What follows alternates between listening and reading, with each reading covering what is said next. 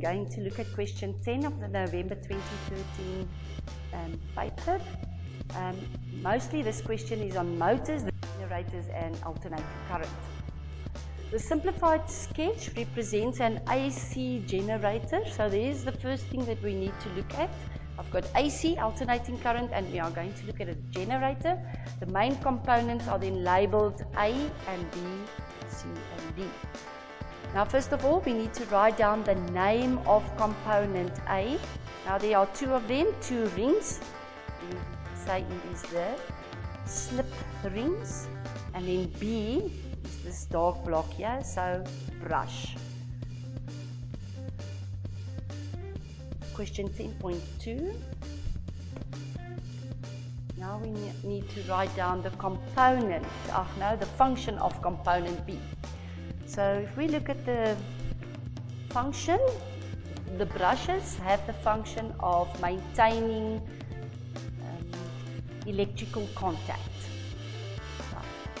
Then 10.3, the energy conversion, and the generator, of course, it's from mechanical energy into electrical energy. All right, if we look at the next part of this question, you see we have a graph here. A similar coil is now rotated in a magnetic field. The graph below shows how the alternating current produced by the AC generator varies with time.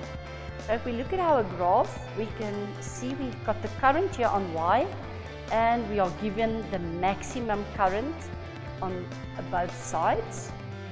And then what we see very clearly now is that we don't just have a time axis, we have values for the time in each case. So now let us see how many rotations are made by the coil in the 0.3 seconds, 0.03 seconds. Let's just go back to our generator. Now important is to look at a rotation. In a rotation we'll have a maximum value, then we'll have a 0 and maximum, and then a maximum again, 0 maximum. So we will see, if we now compare this with the graph, the generator actually starts there. So we've got a maximum, then 0, then a maximum, 0, maximum, 0. So it means that this will only represent half a cycle, and then there we will have another half cycle and another half cycle. So we actually have 1.5 rotation that is shown on this graph. Calculate the frequency of the alternating current. Now, if we just refer to our information sheet, we will see there is frequency. These are the two formulas that we'll be using. This one is more for your photoelectric effect. So these are two. So I can either change frequency if I have the wavelength and speed, or there's a correlation between period, which is the time that it takes for one complete rotation, and frequency, which is the number of rotations per second. So there is a correlation.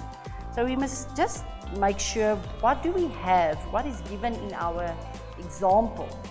So if we look at what they give us, we will see that we do not have speed or wavelength, but we do have time. So we will be using that correlation between period is 1/f. And if you change it, we are now actually looking for f. Then f is 1/t. And we do have the time for one cycle. We actually have the time for 1.5 cycle, but we can only use the time for one cycle, 0.02, if we want to fit it in here. So 1/0.02, and that will give me 50 Hertz. If you want to use the 1.5 cycle, then we will work with the frequency, definition, number of cycles per time. Then you will go for the 1.5 cycle divided by the 0.03. That will give you the same answer. Will the plane of the coil be perpendicular to or parallel to the magnetic field at time 0.015 seconds? So if we look at the time, it's halfway there. We will see we have a maximum. So if we then again refer to our coil in the magnetic field, it means it has to be parallel. This coil is parallel to my magnetic field. So the answer is parallel. The moment it is perpendicular, then your magnetic field actually goes through your coil. Right, let us see now the next question. The generator produces a maximum potential difference of 311 volts. Calculate the average power. So now we are more going to look at our information sheet for alternating current. We'll have to go down. There it is. So they are asking us to calculate average power. So if we look at what we will need, it's either VRMS or IRMS, or resistance, which we don't have. So these two we will not be looking at. But we do have volt and we do have current. We have current from the graph. Volt is given, but they do not give us the RMS values. They give us the maximum values. So we need to change the maximum values into RMS first before we can attempt that calculation. So let us look at our calculations that we'll use. Is IRMS equals Imax, and I've got VRMS